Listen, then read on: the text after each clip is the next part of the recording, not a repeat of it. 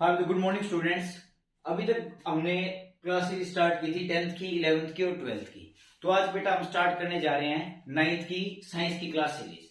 तो आप रेगुलर रहिएगा और आपका कंप्लीट सिलेबस यहाँ पे अच्छे से डिटेल में हम करेंगे। रटना नहीं है, सिर्फ बोर्ड पे ध्यान रखेंगे और अपने कंसेप्ट्स को क्लियर करेंगे। तो आपकी बायो के अंदर बेटा हम सबसे पहले चैप्टर स्टार्ट करेंगे नेचुरल रिसोर्सेज। कौन सा? Natural resources. नेचुरल रिसोर्सेज नाम से ही पता लग रहा है बेटा, इसका मतलब क्या है? रिसोर्सेज का मतलब क्या होता है कि हमको किसी चीज का रिसोर्स मिलता है, हमको किसी चीज का प्रोसेसिंग के लिए रिसोर्स मिल जाए, सोर्स मिल जाए, तो उसको हम क्या बोलते हैं? रिसोर्स। नेचुरल का मतलब क्या है बेटा? जो रिसोर्सेज हमको हमारे नेचर से मिलते हैं, हम उन सबको क्या बोलते हैं बेटा? Natural resources.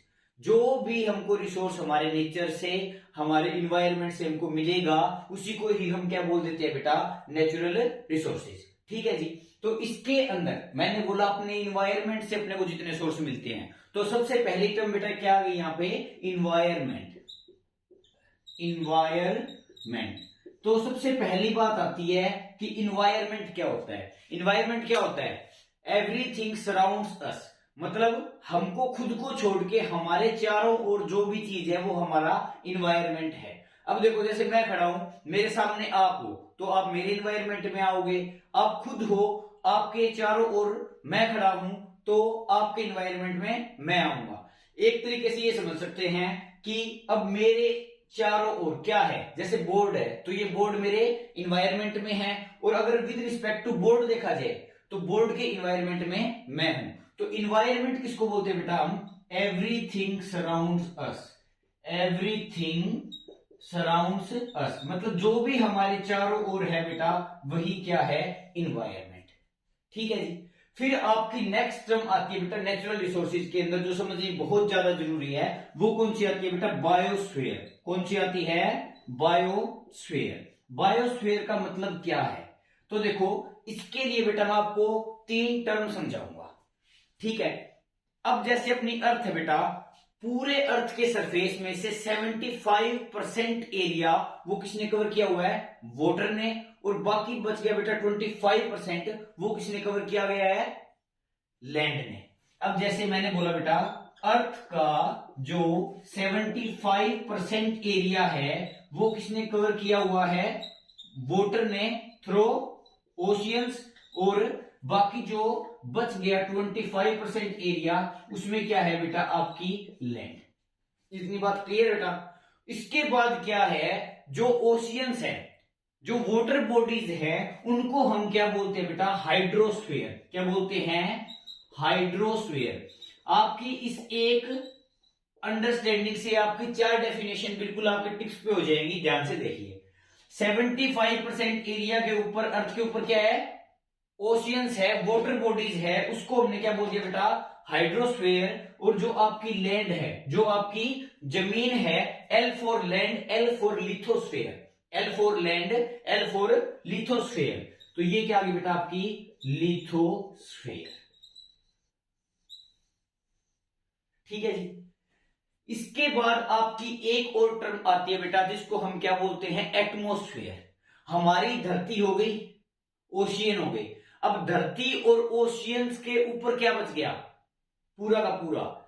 अब जो हमारे चारों ओर क्या है? हवा है, तो उसको हम बोल देते हैं बेटा ब्लैंकेट ऑफ एयर। क्या बोल देते हैं? Blanket of air. उसको हम ब्लैंकेट ऑफ एयर को ही हम क्या बोलते हैं? एटमोस्फियर। क्या बोलते हैं? एटमोस्फियर। तो इधर लिख देता हूं बेटा मैं एटमोस्फियर। क्या लिख देता हूं? एटमोस्फियर। ये क्या है? Blanket of air. एक तरीके से हवा का पूरा कंबल हो गया। ठीक है जी। इसका मतलब ब्लैंकेट का मतलब कंबल ही नहीं है। ब्लैंकेट ऑफ एयर का मतलब क्या है कि above the surface of earth क्या है? बहुत सारी गैसेस का मिक्सचर है। उस गैसेस ऑफ मिक्सचर को क्या बोला बेटा? एयर, जो हर जगह फैला हुआ है। उस चीज को हम क्या बोलते हैं? एटमोस्फेयर। तो आपने बेटा 3 टर्म पढ़ी। कौन कौन सी? पहली पढ़ी बेटा आपने कौन सी? हाइड्रोस्फीयर। इसे मार्क कर लेंगे हम।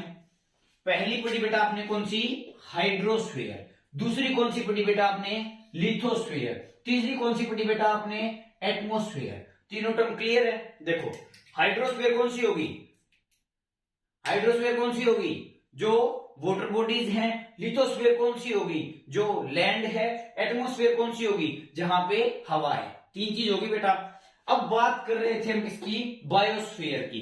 बायोस्फीयर का मतलब ही बेटा इन तीनों का सम है। जब इन तीनों को एक साथ जोड़ दोगे उसी को ही हम क्या बोलते हैं? बायोस्फीयर। तो बायोस्फीयर क्या हो गया बेटा? सबसे पहले हाइड्रोस्फीयर, हाइड्रोस्फीयर प्लस दूसरा क्या था लैंड वाला? लिथोस्फीयर, और एयर वाला तीसरा कौन सा था बेटा आपका? तीसरा हो गया बेटा आपका एटमॉस्फेयर। कौन सा हो गया? एटमॉस्फेयर। तो ये हो गई बेटा आपकी बायोस्फीयर की डेफिनेशन। नेचुरल रिसोर्सेज के अंदर ये सब क्यों आया? पहले तो देखो अपने को नेचुरल रिसोर्सेज कहां से मिले बेटा? इन्वायरमेंट से। तो हमने देखा इन्वायरमेंट क्या होता है। उसके बाद इन्वायरमेंट के अंदर जितने भी रिसोर्सेज हमको मिलेंगे आखिरकार वो होंगे कहां पे? या तो हाइड्रोस्फीयर में होंगे, या लिथोस्फीयर में होंगे, या एटमॉस्फेयर में होंगे। और इन तीनों को जोड़ के ही हमने क्या बोल दिया बेटा? आपका बायोस्फीयर। ठीक है जी। फिर उसके बाद आता है बेटा नेचुरल रिसोर्सेज की क्लासिफिकेशन। क्या आती है? नेचुरल रिसोर्सेज की क्लासिफिकेशन। कि ये नेचुरल रिसोर्सेज होते हैं बेटा कितने टाइप के होते हैं और इनको किस बेस पे डिवाइड किया जाता है। मतलब इनका कोई भी एक बेस बना के हमको इनको डिवाइड करना है। और इनको हम डिवाइड क्यों करते हैं बेटा? ताकि हम इनकी अच्छे से स्टडी कर पाए। ठीक है जी। अब देखो कुछ रिसोर्सेज नेचर हमको बेटा ऐसे देता है कि हम उनको अगर कंटिन्यू यूज करते जाएं तो भी उनके खत्म होने के चांस क्या है बेटा? नेग्लिजिबल। ठीक है। और कुछ नेचुरल रिसोर्सेज ऐसे हैं बेटा जो हमको पता है कि उनकी अमाउंट क्या है? लिमिटेड है। वो एक फिक्स अमाउंट में प्रेजेंट हैं और अगर उनका हम कंटिन्यूअस यूज करेंगे तो वो एक दिन खत्म हो जाएंगे। तो नेचुरल रिसोर्सेज अवेलेबिलिटी के बेसिस पे बेटा हमने दो पार्ट में डिवाइड कर दिए। कितने पार्ट में डिवाइड कर दिए? दो पार्ट में डिवाइड कर दिए बेटा। जो कंटिन्यूअस यूज के बाद खत्म हो जाएंगे और बेटा एक जो कंटिन्यूअस यूज के बाद खत्म नहीं होंगे। ठीक है जी। अब खत्म हो जाना या फिर ना हो जाना, जो खत्म नहीं हुए उनको हमने क्या बोल दिया बेटा? इनएग्जॉस्टिबल। क्या बोल दिया? इनएग्जॉस्टिबल। मतलब जो खत्म नहीं हो सकते कंटिन्यूअस यूज के बाद। Inexhaustible natural resources, natural resources. बेटा कॉपी में या फिर नोट्स बनाने पे ही ध्यान नहीं देना है, यहां पे समझ लेना ताकि आपका जो कंसेप्ट है वो ही क्लियर हो जाए, आपको रटने की जरूरत नहीं पड़ेगी। नेचुरल रिसोर्सेज बेटा हमने अवेलेबिलिटी के बेसिस पे दो पार्ट में डिवाइड कर दिए। एक तो जो खत्म नहीं होंगे कंटिन्यूअस यूज के बाद, ठीक है, और एक बेटा कौन से? जो कंटिन्यूअस यूज के बाद खत्म हो जाएंगे उनको हमने क्या बोल दिया बेटा? एग्जॉस्टिबल। क्या बोल दिया बेटा? Exhaustible natural resources. इतनी बात क्लियर है बेटा? अगर कोई डाउट हो तो जरूर बताना। उसके बाद क्या है बेटा? जो खत्म नहीं होंगे उनके एग्जांपल हम क्या सोच सकते हैं आपके हिसाब से? जैसे हवा है बेटा। क्या आपकी हवा है वो आपको लगता है खत्म हो जाएगी? आपने कभी सोचा है? मतलब हम हवा को अगर सोच के भी देखें, आप खुद की इमेजिनेशन में लेके चलो, क्या कंटिन्यूअस यूज के बाद ये हवा खत्म हो जाएगी? ये नहीं होगी। तो उसको हम कहां पे डाल देंगे बेटा? एयर। कहां पे डाल देंगे? एयर। उसके बाद आ जाते हैं बेटा आपका, जैसे सन है आपका यूनिवर्सल सोर्स ऑफ एनर्जी। आपको पता है, आपने फोटोसिंथेसिस में पढ़ा था कि यूनिवर्सल सोर्स ऑफ एनर्जी क्या होता है? सन। तो सन से हमको क्या मिलती है बेटा? Solar energy. क्या मिलती है बेटा? Solar energy, sun energy. क्या वो सोलर एनर्जी खत्म हो जाएगी बेटा? क्या आप उसका अंदाजा लगा सकते हो? नहीं लगा सकते। तो उसको भी हम बेटा कहां पे ऐड करते हैं? आपके इनएग्जॉस्टिबल नेचुरल रिसोर्सेज के अंदर। फिर उसके बाद बात आती है बेटा किसकी? एग्जॉस्टिबल नेचुरल रिसोर्सेज की। मतलब जो कंटिन्यूअस यूज के बाद एक दिन खत्म हो जाएंगे। लेकिन बेटा एग्जॉस्टिबल नेचुरल रिसोर्सेज को भी हमने दो पार्ट के अंदर डिवाइड कर दिया। क्यों कर दिया? कुछ नेचुरल रिसोर्सेज ऐसे थे बेटा कि वो कंटिन्यूस यूज के बाद खत्म तो हो जाएंगे एक दिन, लेकिन हम उनको रिसाइकिल करके उनका रीयूज कर सकते हैं। मतलब एक बार उनको यूज कर लिया लेकिन हम उनको वापस रिसाइकिल कर सकते हैं, ऐसी पॉसिबिलिटी है। और कुछ नेचुरल रिसोर्सेज बेटा ऐसे थे जिनको रिसाइकिल करना पॉसिबल नहीं था। इसी बेसिस पे हमने एग्जॉस्टिबल नेचुरल रिसोर्सेज को भी बेटा दो पार्ट के अंदर डिवाइड कर दिया। एक तो कौन सा बेटा, रीन्यूएबल, और एक को हमने किसके अंदर कर दिया बेटा, नॉन रीन्यूएबल। देखो याद करने का तरीका बताता हूं बेटा, आर फॉर रीन्यूएबल और आर फॉर बेटा रिसाइकिल। मतलब जो रीन्यूएबल है बेटा वो क्या हो सकते हैं, रिसाइकिल हो सकते हैं। ये क्या आ गया बेटा, नॉन रिन्यूएबल मतलब ये रिसाइकिल बेटा नहीं हो सकते हैं। नो आ गया ना आगे, तो रिसाइकिल पे क्या लग गया बेटा आपका, काटा। इसके अलावा एक तरीका और भी है बेटा इसको याद करने का, क्या, वर्ड को तोड़ दो, जैसे हम हर चैप्टर के अंदर हर टॉपिक के अंदर करवाते हैं। रीन्यूएबल, री का मतलब बेटा दोबारा, न्यू का मतलब नया, एबल का मतलब एबिलिटी। तो मतलब क्या हुआ, जो वापस नया होने की एबिलिटी रखते हैं उसको हमने क्या बोल दिया, रीन्यूएबल।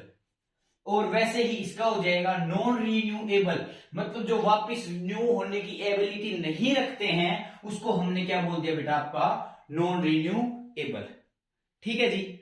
अब इसके अंदर आते हैं बेटा कि आपके कौन से नेचुरल रिसोर्सेज वापस से रिसाइकिल हो सकते हैं। जैसे बेटा आपका आ गया क्या, फॉरेस्ट, अंडरग्राउंड वाटर।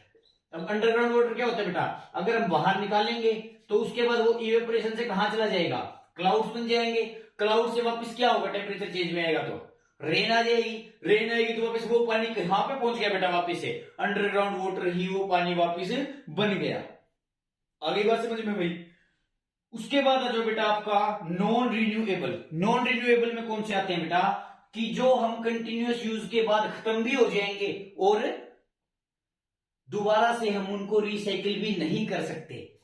आपको एक आज का कॉमन लाइफ का एग्जांपल बताता हूं बेटा, पेट्रोल के भाव क्यों महंगे हो रहे हैं, क्यों, क्योंकि पेट्रोल क्या है, एक ऐसा फॉसिल है बेटा, जो ऐसा फ्यूल है जो दोबारा से हम उसको रिसाइकिल नहीं कर सकते, वो और एक लिमिटेड अमाउंट में प्रेजेंट है। जब भी आज के टाइम में सीएनजी की गाड़ियां बढ़ती जा रही है, इलेक्ट्रिक गाड़ियां बढ़ती जा रही है। इलेक्ट्रिक गाड़ियों का बढ़ने का क्या कारण है, क्योंकि पेट्रोल और डीजल महंगा हुआ है। और पेट्रोल और डीजल क्यों महंगा हुआ है बेटा, क्योंकि वो ऐसे नेचुरल रिसोर्सेज है बेटा जो एक लिमिटेड अमाउंट में प्रेजेंट है, उनकी एक लिमिट है, और अगर उनका कंटिन्यूस यूज करते जाएंगे तो वो एक दिन खत्म हो जाएंगे। अब किसी चीज की कमी होती है बेटा तो वो क्या हो जाता है, वो महंगा हो जाता है। इसलिए हम बेटा नॉन रिन्यूएबल में किस किस को रखेंगे, कोयले को रखेंगे, पेट्रोल को रखेंगे। ठीक है जी, ये हो गए इसके एग्जाम्पल। तो ये होगी बेटा आपकी नेचुरल रिसोर्सेज की क्लासिफिकेशन। अगर इसके अंदर कोई डाउट हो तो कमेंट सेक्शन में बता देना, एक बार मैं रैपिड सी रिवीजन करवा देता हूं। नेचुरल रिसोर्सेज कौन से होते हैं बेटा, जो हमको रिसोर्सेज नेचर से मिले वो कौन से, natural resources. On the basis of availability बेटा मैंने इसको दो पार्ट के अंदर डिवाइड कर दिया, एक इनएग्जॉस्टिबल नेचुरल रिसोर्सेज और एक एग्जॉस्टिबल नेचुरल रिसोर्सेज। इनएग्जॉस्टिबल कौन से बेटा, जो कभी कंटिन्यूस यूज के बाद खत्म नहीं हो सकते। एग्जॉस्टिबल कौन से, जो कंटिन्यूस यूज के बाद एक दिन खत्म हो सकते हैं।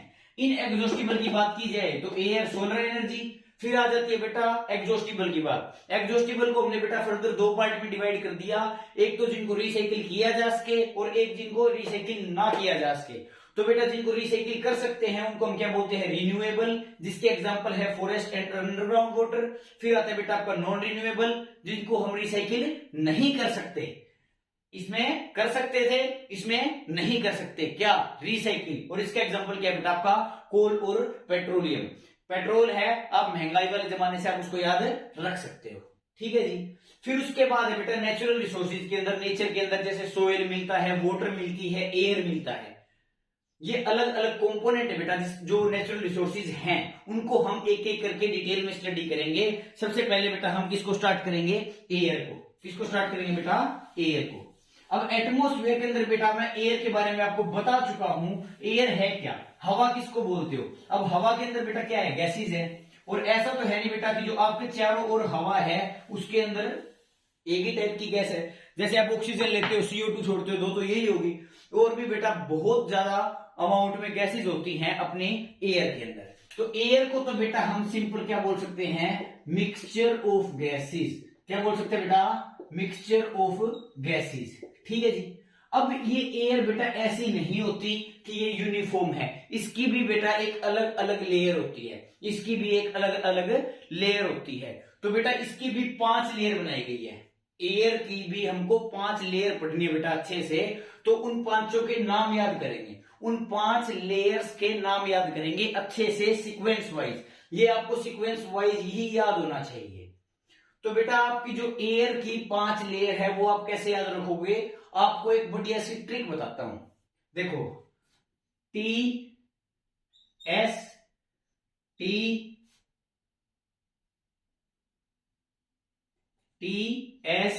M T E. अब इसको बेटा आपको याद कैसे करना है, ध्यान से सुनना बेटा, 1 मिनट में याद हो जाएगी, सीक्वेंस में याद हो जाएगी और कोई कंफ्यूजन भी नहीं रहेगी। कैसे बेटा, जो एयर की 5 लेयर्स हैं आपको ट्रिक से कैसे याद रखनी है, TSMTE। T फॉर तेरी, S फॉर सासू, M फॉर मां, T फॉर तो, E फॉर एक। और बेटा नंबर की जोड़ देना आप याद रखने के लिए। बेटा ट्रिक क्या बन गई, तेरी सासू तो 1 नंबर की, तेरी सासू मां तो 1 नंबर की, बन गई बेटा ये ट्रिक। एयर की 5 लेयर कैसे याद रखनी है, तेरी सासू मां तो 1 नंबर की। इसको याद कैसे करेंगे, टी फॉर तेरी, पेपर में तेरी नहीं लिखना है, क्या लिखना है बेटा, ट्रोपोस्फेयर। क्या लिखना है, ट्रोपोस्फेयर। एस फॉर सासू, एस फॉर स्ट्रेटोस्फेयर। क्या बेटा, S for stratosphere. M for, आप बताओ भाई, क्या पहले पढ़ा होगा 5 लेयर्स के बारे में, कौन सी होती है, एम फॉर मीजोस्फेयर। कौन सी होती है बेटा, M for mesosphere. T for बेटा थर्मोस्फेयर, टी फॉर थर्मोस्फेयर, जिसको बेटा आप आइनोस्फेयर भी बोल सकते हो, आइनोस्फेयर भी बोल सकते हो। और ई फॉर बेटा एक्सोस्फेयर, ई फॉर एक्सोस्फेयर। दोबारा से करवा देता हूं बेटा, एयर की जो 5 लेयर्स हैं वो आपको कैसे याद रखनी है, TSMTE। ट्रिक क्या है, तेरी सासू मां तो 1 नंबर की, T for troposphere, S for stratosphere, M for mesosphere, T for thermosphere, E for exosphere. बिल्कुल अच्छे से याद कर लेंगे, सीक्वेंस में याद रखना है, इसलिए बेटा आपको ये ट्रिक बताई है।